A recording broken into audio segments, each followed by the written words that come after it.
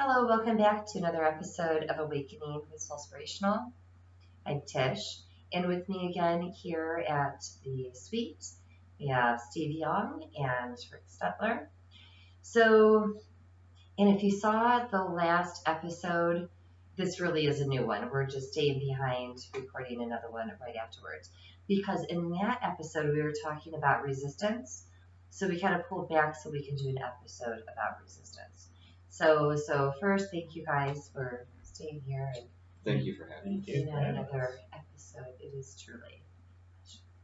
All right, so we're going to talk about resistance in a spiritual sense. And what I'd like to do is read definitions just because it kind of helps to set, so you're not just taking my word for things, it kind of helps to set the foundation, and we just kind of go down a rabbit hole from there, if you will. All right, so resistance. The refusal to accept or comply with something. So the attempt to prevent something by action or argument. And then the second one they're listing here on dictionary.com on my iPhone, the ability not to be affected by something, especially adversely. So, for example, some of us have a lower resistance to cold than others. Okay, so the ability not to be affected by something, especially adversely. All right. Otherwise, the refusal to accept or comply with something, the attempt to prevent something by action or argument. Hi, I'm resisting this. No. There's All right. resistance. Resistance. So, easy analogy is you're in a boat on a river, and up ahead in front of you is a log in front of your boat going across the river that's going to block you from going down the river. That log represents resistance from you going where you're from to where you need to go. Moving that log out of the way clears the resistance and allows you to flow. Much like with life, life by nature takes us to places. And oftentimes we put resistance in the way if we're afraid to go, or if we're afraid of the pain that will be caused by going, or any of these other various factors. So it's easy to talk about resistance in the stance or place of where life is taking us to, and why we shouldn't have that resistance, but we often do. So getting over those pieces of resistance or letting go of the resistance is something we would want to look at doing. Could you honestly? I mean, a thought just came up. Resistance is fear, in some It cases. can be. Yes. Because like me, for instance, I don't like high places. That's why God made me short. To keep me more grounded. However, if somebody puts me up in a 500-foot tower, I'm going to resist going up that thing because I'm afraid of it. So you're tying survival in that sense too. Well, resistance Sure. is another subject which you can go on for hours and hours about. But I hope I didn't get too far off base here. No, because I think that that's probably a pretty standard analogy that one might use to feel into the resistance. I mean, it may not be that, you know what I mean. Yeah, so we'll resist those things that absolutely could be out of fear of survival, fear of getting hurt, fear of abandonment, rejection, whatever that may mean. Even when you're using the river and the log analogy. So we can think of it just on its surface level. All right, so if I'm in the boat, what is required of me to move the log? Is this something that I can navigate my way around?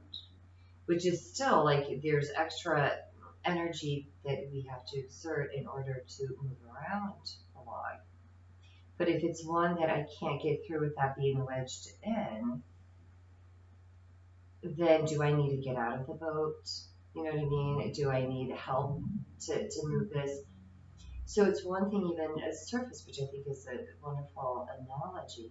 But if now we put it more personalized to what is the log in your life? So what is it that you are resisting right now? Is it maybe switching careers? So we're not getting too personal. Maybe it's a matter of switching careers. That log could represent, well, I'm going to have to get together a resume. And then, am I just going to hear rejection anyway from the companies that I'm applying to? It may be that log may perceive that it's getting a little bit larger even, and maybe even a little bit larger. But so we can look at this and feel whether it's anxiety, fear, whatever it is about what this log represents, or we can even break things down. What, I'm just going to do my resume then today. And maybe that's a little bit of a nudge of the log, right? So today I'm just going to do my resume. And then, next week I'm just going to start looking. And then maybe that next week is I'm going to put out, or maybe it's the next day, whatever feels right for you. So little by little, you're working on nudging the log out of the way so that because once the resumes are sent, they're sent. And then we can also, at that point, put up the resistance with the universe of, I really don't want it. I really don't want it. I'm not good enough. They're not going to call me anyway. Somebody else is going to get the job. So we're putting out like that kind of negative energy into the universe as well, instead of just releasing and going with the flow. You can look at the resistance in several different perspectives as well. So think about the log being in the way. The log was put there for a reason. And why is the log there? Maybe the log was there to teach you about letting people help you come to your rescue. Back to the last episode, right? Of ascension and lessons learned. So maybe part of a lesson for you was that the universe put an obstacle in your way to stop you from going in a specific direction, to allow somebody to come into your life to help you in that scenario, get the log out of the way. Another case may be if you're going down the river, there's no log in the way, but you're about to drop off of a waterfall. You might want resistance there for fear of survival, that you want to get out of the river as fast as you can. You can't turn your boat around because going upstream is not going to work. So you want to get to the bank, or you want to do something where the lesson there for you is you were heading down a path not meant for you. And now, if you listen to your inner being, what's the best route from where you're going? Unless you're really adventurous and it's a smaller waterfall. Right, there's all different ways we get. But no, I think it's a wonderful analogy. Because resistance, by definition, at least in this particular way, is not going with the flow. We can also, another way to see this, with a log, do we just sit and wait for somebody to come along and help us? And then how long are we waiting? So in other words, I'm not going to do the resume. I'm going to wait until somebody just knocks on my door and offers me a job, or sends me a text or an email saying, hey, somebody is, hiring, whatever it may be. So are we sitting waiting for something to happen when we can take, assess the situation? It may be that, I want to move this log. I'm going to get out and move this log because I do have other things that I want to enjoy the rest of the ride. Yeah, and I think those energetic feelings inside of you, when you're not taking action, but you should, you start to feel the physicalness of them, like the lump in the throat when you should be saying something. You feel it coming to a head, so to speak, where it's like, okay, this is the time to speak up and say something because I want something to happen in this situation. Mm-hmm. Or unsticking your legs, right, from feeling so stuck. Oh, what is that saying? Something about being in a rut, and you can walk back and forth. So we have to do something, so that we can step outside of that rut and get the energy to start. So in a way, resistance can be a comfort zone. I don't feel, for me personally, I don't feel resistance as a comfort, even in the other definition of, having a low resistance to getting colds. I think you could use resistance to try to stay in your comfort zone. That's what I was driving at. If you're afraid of getting out of your Okay. comfort zone. That's what I was trying to. Okay. Yeah. But I mean, eventually, you're going to get the boot from the universe that says you got to go. that's the part of resistance that people don't like because they're being taken out of that comfort zone. Mm-hmm. Eventually, if we are meant to be doing something else, the universe will make sure that. So if we're wanting to stay in our container of comfort, so I'm resisting doing whatever because that's going to take me out of my comfort zone. Yeah. I And do it like works resistance. both ways like that. Yeah. Oftentimes, I think when people talk about their life problems in tandem with their spirituality and trying to be in alignment with their inner being, it's I want X, Y, or Z, and it's not happening. Why? Well, And- also with the spirituality, some people want to explore that, but they're resisting it because they're worried about what other people think. And you can't do that. I mean, it's just like this is not their journey; it's your journey. You have to take the initiative. But it's an uncomfortable place, and that's what resistance is too. It's an uncomfortable place. So you have to. Yeah. I suppose you don't have to do anything, but it's in your best interests to do that. And so, on that note, with the idea of somebody saying, I want X, Y, or Z in my life, and it's not coming, why? Oftentimes, I look at it as the resistance is split energy. There's a part of you that really wants this thing, but there's another part of you that doesn't. And so often, we are not conscious of that because we'll have that part inside of us that goes, I want this so bad. I've been praying for it. I've been begging for it. I've screamed on the mountaintops for it, and it's just not coming. God must hate me. And it just doesn't fit the idea that you've been told your whole life. It's just no. There's other things out there. Just don't resist finding them out because you're missing out, guys. I mean, you really are. But I think those are two different points. So when you're in a place of it's just not coming, there's always a piece inside of you that's resisting allowing it to come.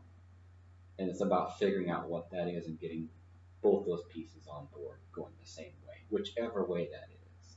And then bridging the gap, and then knowing that once, like, you know what, I'm just going to let go, let God, whatever, I'm just going to release the need to control what it's going to be.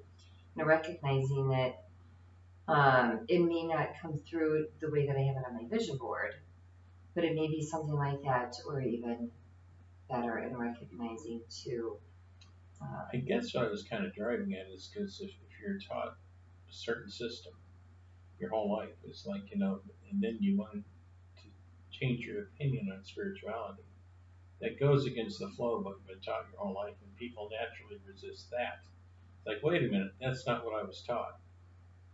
It's like, yeah, I know, but there's other perspectives out there. So that's another example of, instead of using the log analogy, that's a much more specific example of resistance. And so one may have been raised with a particular set principles or ideas of self or of religion.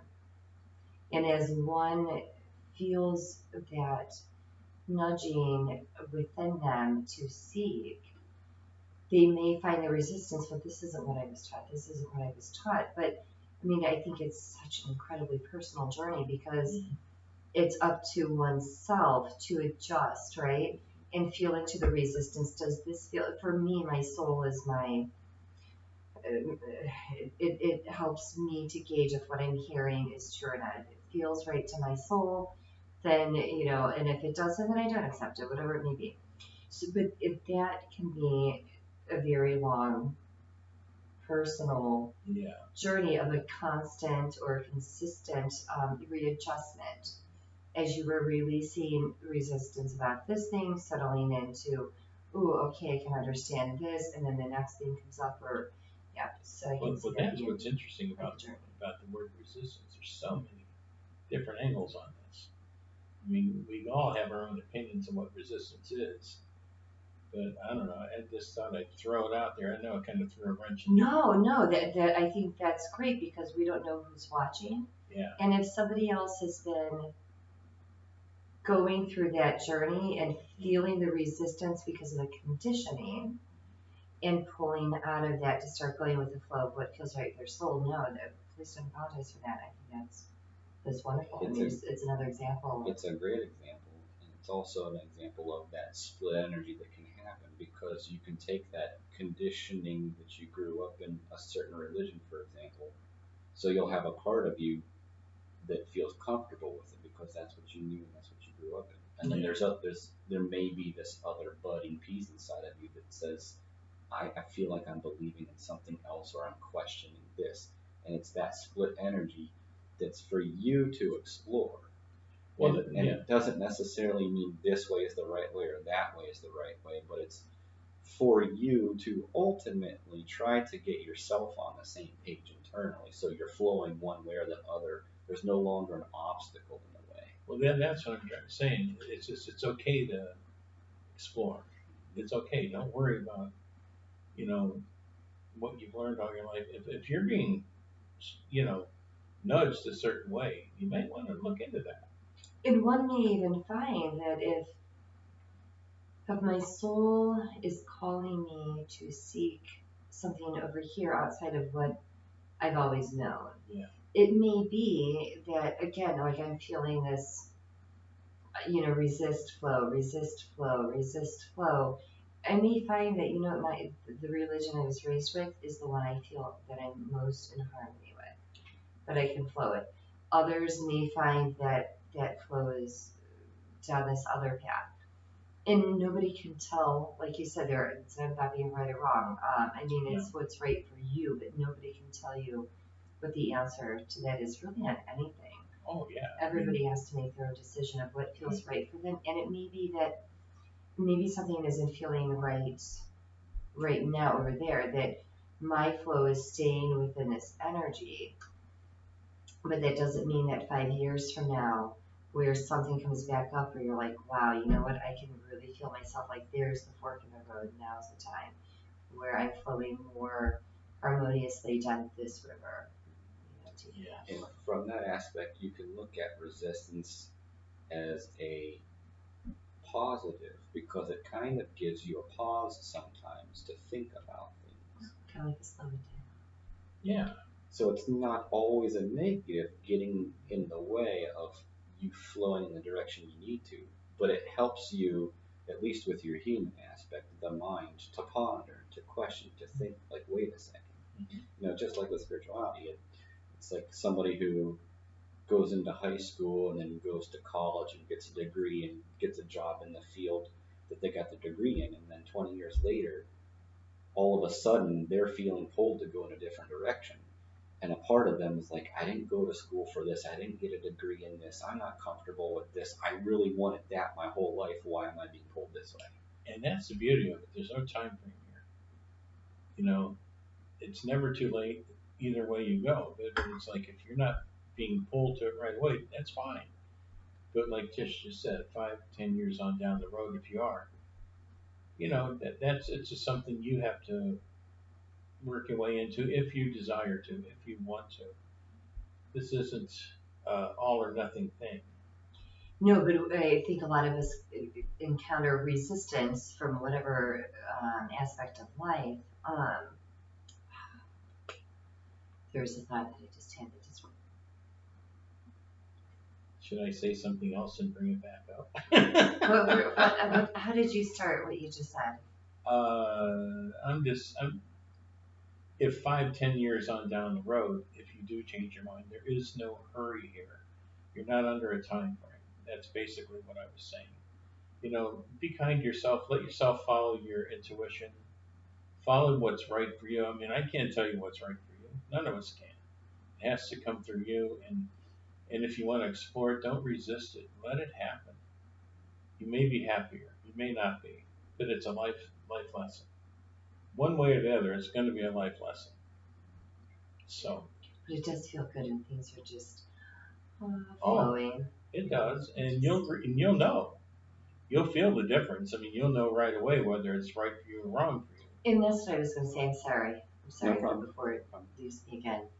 That's okay. Go for it. Is to ask the question. So if something comes up and you're saying, you know what, I really don't like my job.